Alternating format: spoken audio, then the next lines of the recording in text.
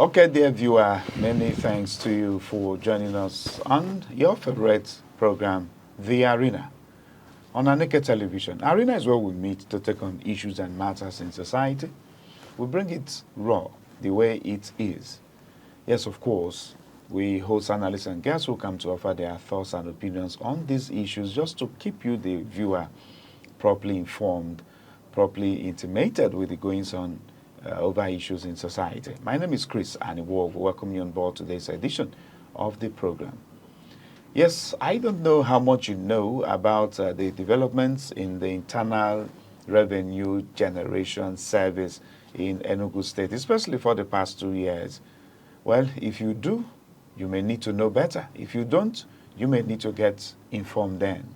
And that's why we have the chairman of the Enugu State Board of Internal Revenue Service, Mr. Aneke, as our guest today on the arena. You're welcome, sir.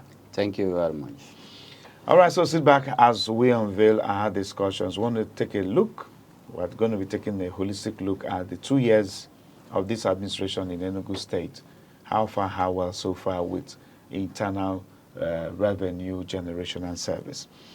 Mr. Aneke, I don't know. For me, I prefer to always address you as a tax master.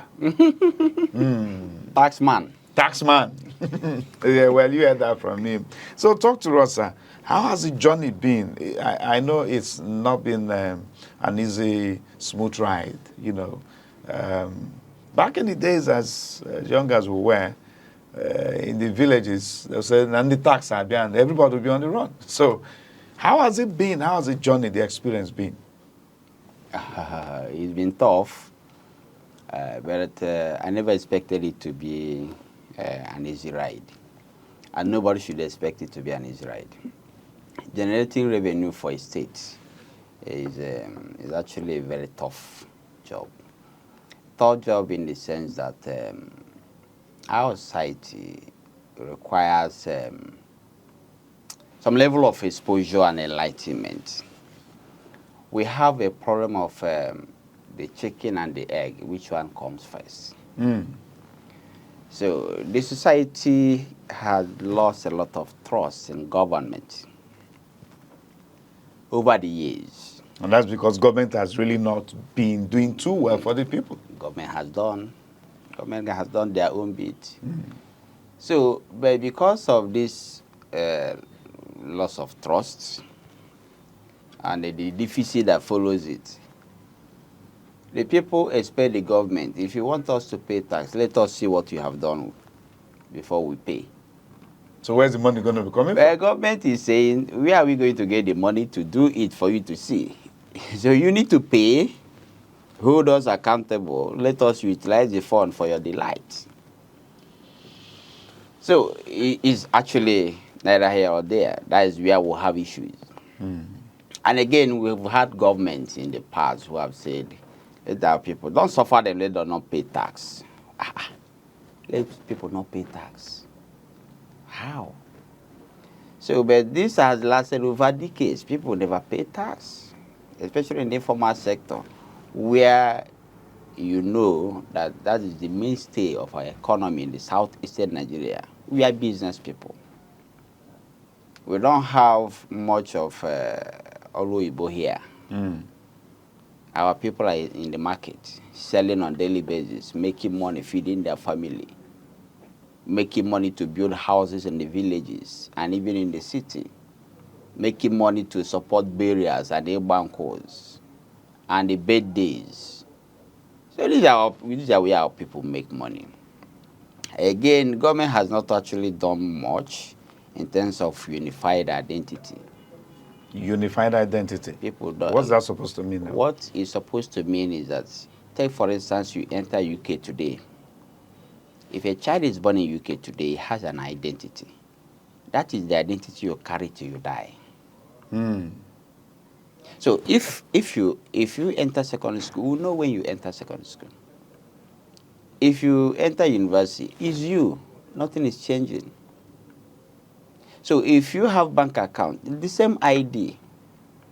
So if I put your ID, I say everything about you. I see the day you were born. I see the day you enter primary school, secondary school, university. I see where you do your youth service. I also see the bank account you have. I see the day, the offices you have worked from 1, 2, 3, 4. It is not a rocket science. We don't have it here. And why we don't have it here is probably about ego. People want to show people that are bigger than them. Even in international passport, we still have to demarcate our own between normal green card and diplomatic, running on different platforms. So you have a driving license running a platform different from national ID. You have national ID running a different platform from BVN. At the end of the day, Chris, it's a situation of confusion. That's what I'm saying now. If you want to hide your money now, you can use your child, who is 2 months, to register a property worth 20 billion naira. There is no system that will dictate that this child is a minor. If you have issue, tax system don't thrive in such an environment. For you to collect tax in such an environment, you are disrupting the system. And for you to disrupt the system, you have to be bold enough to face the consequences. Our people, because they will create all sorts of sentiments that will throw you off balance. But one other thing is that we are determined. You are determined to move the economy from point zero to a very high level of point.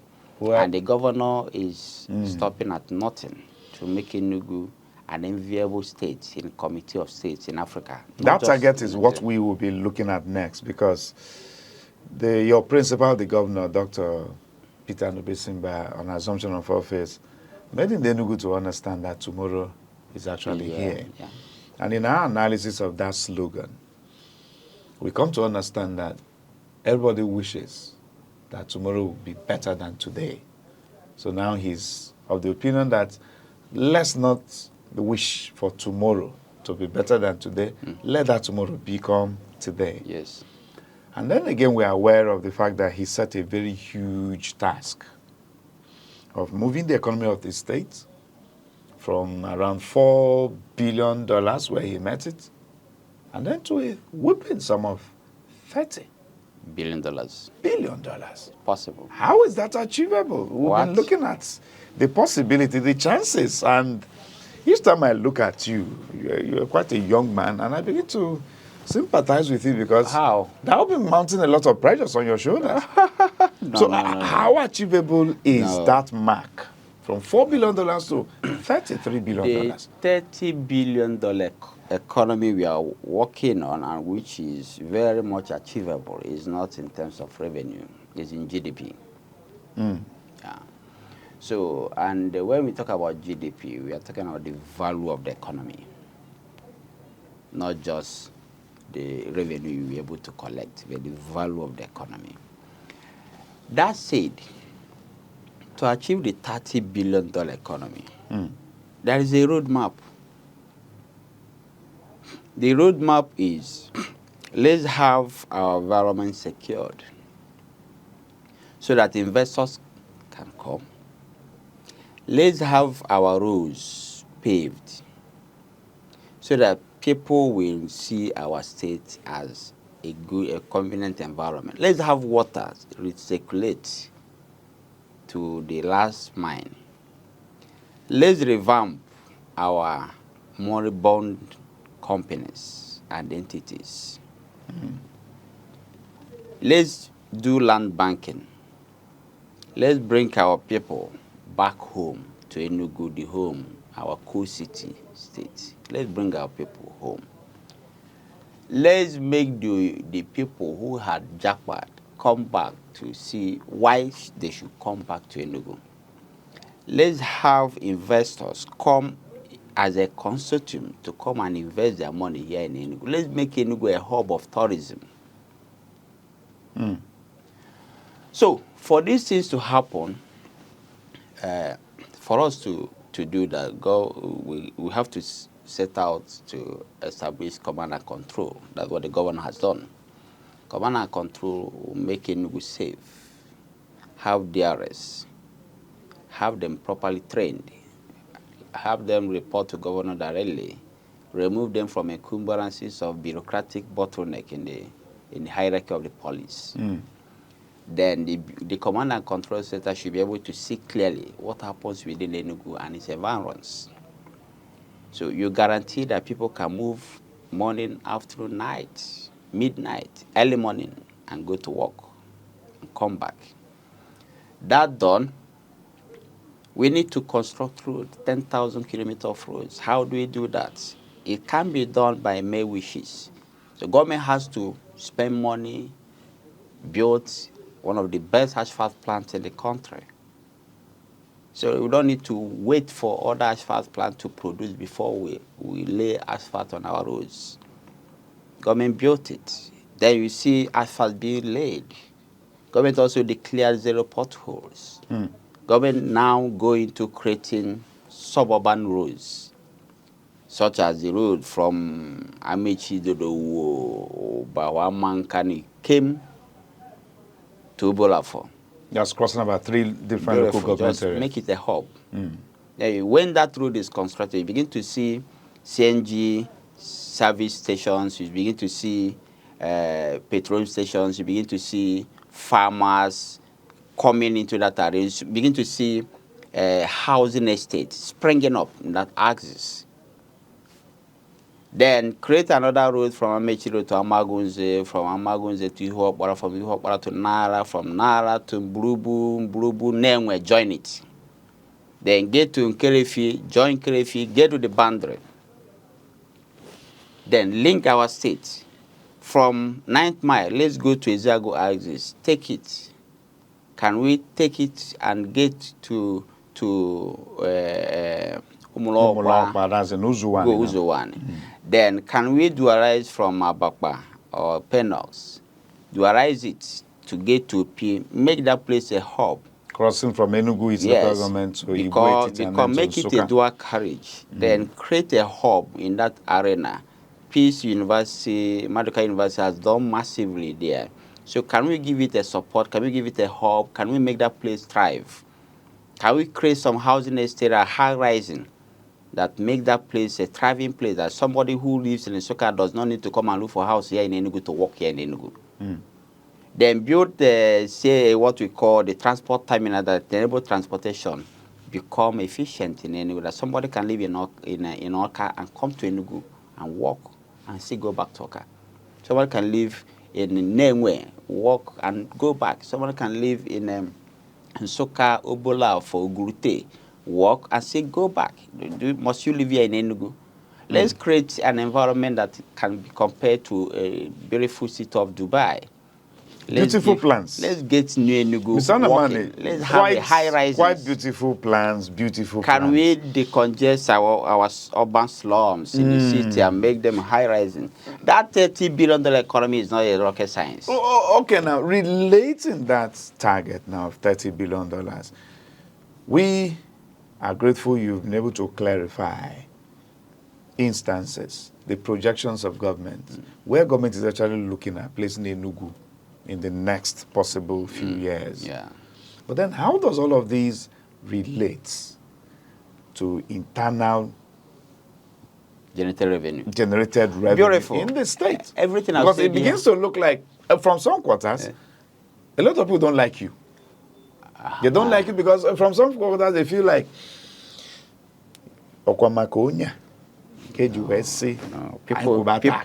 not so that we can make people will not $30 billion target. Not even me. People will not like me. People will not like the governor.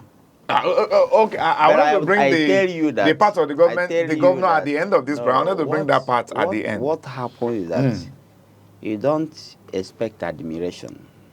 I'm not contesting for election. So I don't want that kind of likeness. After you are not a politician. What I want is to let us build a sustainable economy for the state. So people may not like us now, but give a space of 20 years. A space of 20 years. But then you will no longer be in office. The name of the governor will be on marble. Everywhere you see, you go, you'll be seeing Peter Nvisimba, Peter Nvisimba, Peter Nvisimba. because by that time, his name will be ringing bell. Mm. Do you remember how long Lee Kuan Yew left the governance of Singapore? Right. That's right. You can't actually talk about the modern Singapore without mentioning Lee Kuan Yew. That's right. So the same thing is what Peter Ndibisemba is doing in Enugu State. Okay. So we're not going to break. We're not going to break. When we return, we'll dwell more on the specifics. Let's know, well, what has happened? Who is expected to pay tax? Who is exempted from paying tax? What is the actual taxation rate in Enugu? Because a lot of things happen that people say they're just collecting money from us. You know, this is a very strange phenomenon, as you rightly posited when we started early.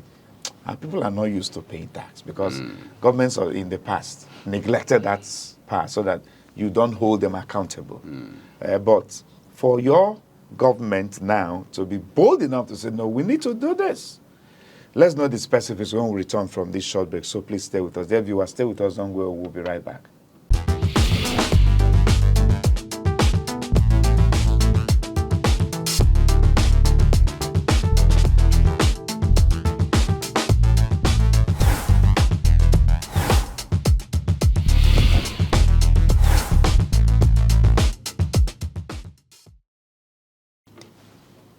All right. Thanks for returning with us to the show. We still have the pleasure of the presence of Mr. Kenen Namano, who is the chairman of the Enugu State Internal Revenue Service, talking to us here about developments in the internal revenue generation in Enugu State for the past 2 years.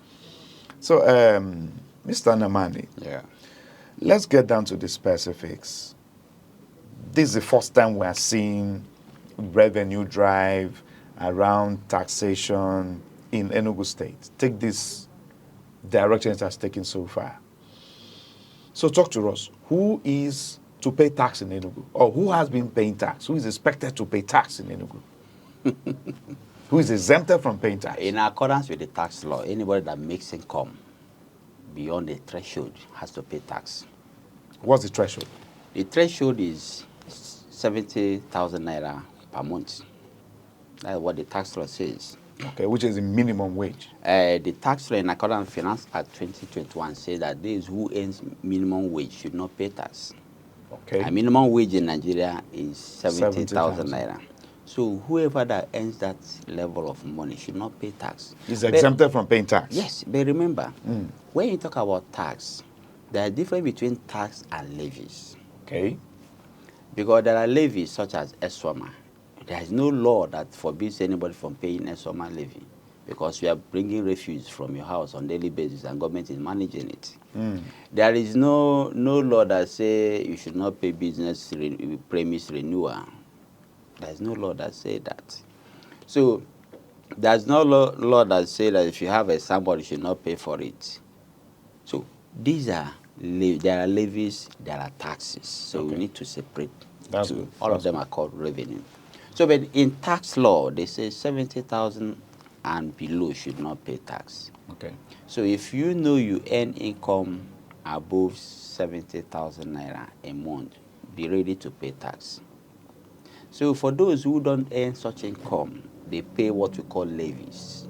And levies for ESOMA and so on.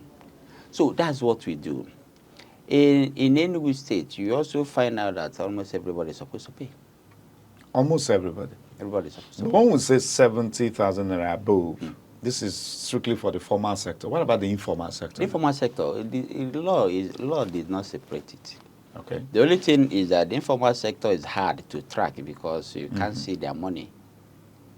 There are a lot of people in Ogbete. What they do is that they can generate 10 million naira. They can make sales of 10 million naira in a day. But they use this 10 million naira and go to warehouse inside Ogbete and buy new wares they are going to sell tomorrow. So if you go into their bank account, you see nothing there. So how do you monitor? How do you determine who So then can pay tax? We go into what we call presumptive tax. What's called what? Presumptive. Okay. We make an assumption. But you carry them along in those assumptions. And those assumptions are dependent on the level of their turnover, which is the product they have. So our people will go there and say, okay, this is your shop. This is 10 cartons of Coke, 10 cartons of milk, 10 cartons of soya milk, 10 cartons of this one. And we have a standard, Enugu State Statistics Department always carry out what we call survey, price survey of everything. Okay. So you can use that price survey and check the prices of all those goods. And you will arrive at what is actually the turnover, expected turnover in a year. Then apply 2% in accordance with the Enugu State revenue law. 2% of it becomes what they're supposed to pay as tax. Okay. So it's covered in the law. It's not, Okay. you don't just use a rule of the thumb. It's covered in the law. So that is for the informal sector. But you know that what we have done in the informal sector is we penetrated the market by giving them a consolidated revenue. What's that supposed to mean? What it's supposed to mean is that you don't ask a shop owner to pay for SOMA differently, ask him to pay for business premise differently, ask him to pay for ENSA signage differently, ask him to pay for storage, local government. So you bring all of them into one box. Okay. So one box, we call it e-ticket. So when you pay this e-ticket, which is 6,000 naira in a year. For the local traders? For the traders. We don't have international traders that traders, just call them traders. So they will pay 6,000 naira, which covers all these things I've mentioned now, SOMI, business premise, local government, capitation. Then you want that 6,000 naira. So when they pay, for the people who are at a level, their turnover is 25 million and below, you don't ask them to pay another thing in a year. But for those who have turnover above 35 million naira, you still go back to them. They have to pay additional tax because what they have paid is just bet. So they will have to pay additional tax. Of what now?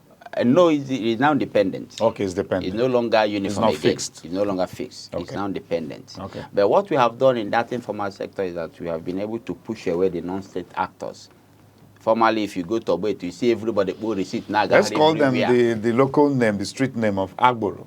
So they will enter when you go to Oboit before now, you see everybody achieve receipt. Now going and get this this receipt is yellow, the other one is white, the other one is blue. You will no longer see it in Oboit now. Okay. What you see is the tax agent, e-ticket agent, who collects this money and vend it. You dial star 8011 star 042 to confirm whether your own has been vended or not. And this time around, we have made it that you can pay yourself. You don't even need to go to an agent. Oh. You can dial star 8011 star 042 and pay. You can also visit say www.eticket.selfserve.gov.ng. You are paying, you know. So the process is digitized? It's digitized. So you can pay on your own. You don't even need to look for an agent for you to pay. And upon paying, you get a e-receipt. We don't give physical receipts. Okay. What we give is SMS alert receipt. So when you have it, you are home and dry. You don't need to look for receipt anywhere. Now, is the trader expected to make this payment once? Yes, if they have the money. But if they don't have the money, they can pay instrumentally. Yes. Oh. It's not, this is our economy now. Okay. We know your shop. So far you tell us you are going to pay instrumentally, we agree with you. You pay instrumentally, but don't default. If you default, you pay the sanction that follows it. And this is expected to be paid between January and March. If you fail to pay between January and March, you pay 3,000 naira extra as penalty. As penalty. Yes, that's what we are doing. Making it 39,000 now. 39,000. Because of the extra 3,000 penalty. Yes, that's what we do. For those on the street, they pay 30,000 naira. What do you mean by street? Street traders. Oh. Those who are not in a defined market. Okay. They pay 30,000 naira, but they pay SOMA differently. Because their shops are no longer uniform. They have the varieties of shops. So this is what we do in the informal sector. And again, in the transport sector, they pay daily. When you say transport, let's bring it down. Keke, riders. Okada, minibus, they pay daily. You know why? You can't track these people. If you leave them today and ask them to pay tomorrow, that money is gone. If you have a keke now and you have a keke rider who rides your keke and probably renders account. If you tell him not to give him, maybe he calls you today, Oga, where are you? I finished work today. You say, I travel to Lagos. Tomorrow, let us see. That money is gone.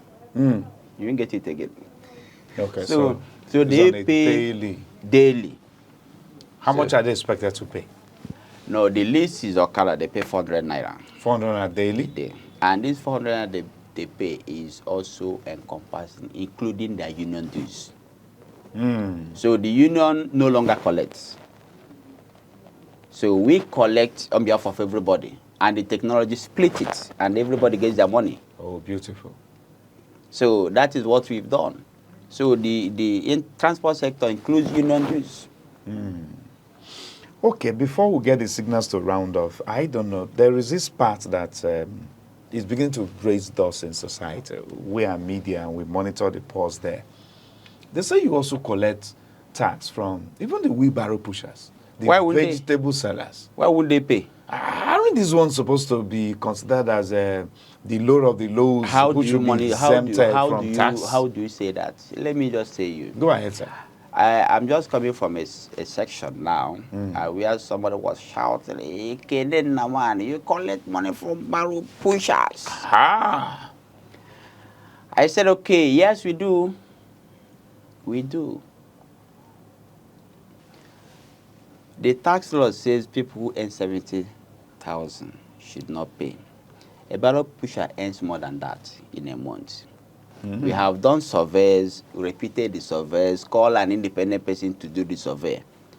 An average barrel pusher comes to the market, has no barrel. okay. He rents a barrel for 2,000 naira For the day. for the day. Before the end of the day, he has 7,000 naira to go home with. And now that is the minimum he can go. The minimum he can go home with is 7,000 naira. So multiply 7,000 naira times 26 days in a month. He's earning, getting to 200,000 naira a month. And you want him not to pay tax. Because of what? I want to know. He will pay. I think that the picture is becoming clear. What he pays is 200 naira. Oh. Any day he comes to do that work, he pays 200 naira. Okay, daily pay for them is Daily 200 pay, 200 naira. Okay. That's what they pay. So for those who say they pay tax, they have to pay. Oh. Before this government came on board, those barrel pushers were paying more than 1,000 naira to non-state actors. Those people who are shouting, why are you collecting? Did they stop the non-state actors from collecting? So it is now that it's entering the pulse of government that are shouting on top of their voices. Anyway, they have their own opinion. But the economy is not built on sentiment. Economy is built on empirical evidences. So that is what we have done. And when we have our survey, why? If my conscience is satisfied I'm doing the right thing, why should I wait for you? All right, Mr. Namane, we will be rounding off now. Not too long we learned of the law that actually granted your office autonomy. And a lot of persons were not too clear about it. Just briefly, in the next less than a minute. What does that entail? What it means is that internationally, the standard is that a revenue authority should be autonomous. Autonomous means that they should be free from encumbrances of civil service bureaucracy. That is what the meaning of autonomy. They should be free from civil service bureaucracy. They should be able to hire their own staff, train them, retain them, motivate them. Okay. Because what we are seeing in the civil service is that even if I have somebody who is well trained today, you may be in your office, the head of service will bring a letter. Okay, Kokab is hereby posted to Local Government Service Commission. And this is somebody who has spent so much money to train. You have no choice. And so let him go. You don't even have a choice. After all, they gave you people you are working with. So, but with autonomy, the people you train, you are retaining them. Okay. So you have what we call build-up of knowledge base and skills over years. And we stabilize the system in terms of revenue collection. they become masters of revenue collection. You take them, they visit some states, they learn from other states, they do what we call peer review, peer learning. And when they come back, they stabilize. Whether the chairman is there or not, revenue collection continues to go on seamlessly. But when it is incubed with the civil service bureaucracy, even that your best director you think will help you write the memo, I get it. So tomorrow morning you come and you see a transfer. It has been taken to Abuja liaison office. You can't do anything. So this is actually the importance of autonomy. And when you have this autonomy, government will also give you a split. I don't know how to explain it, so I know not going to school too much is a problem. So government gives you a split that will allow you to have your money, which is a tiny percentage of what you collect for government. So that 10% will help you motivate your staff, help you pay them bonuses, let's outside use this salary. Maybe this will qualify. Commission. It's called cost of collection. That is language, cost of collection. Okay. So it will help you to pay them a salary that is take-home salary that can take them home. Okay. Also pay bonuses, incentive, allow them to go for training, pay for training, buy laptops for them, buy technology, have the best of technology that enables them work. So that is the essence of the autonomy. Very important, remove them from bureaucratic process. So on that note, we'll say congratulations to you for attaining that feat. It's not me. Who then? I don't belong there. He's in the revenue service. It's revenue service. Revenue service under your watch. I don't understand. Under your watch. So we say congratulations to your office. And we must say wish you well because as you rightly pointed out at the beginning, people need to pay their taxes for government to be able to achieve its set out goal. And this government came announcing to the Enugu of the set out goal. So without the tax payment, of course, there won't be enough revenue to actually achieve these things. So we just need to understand these things. And thank you, sir, for coming to bridge the communication gap, letting our people know more and knowing better. Thank you very much. We look forward to having you come around from time to time. I'm very much available anytime, any day. Okay, sir. Even though I do not envy your job anyway. Thank you, dear viewer. On that note, to say thank you for having been part of it. My name is Chris Aneke. Bye for now.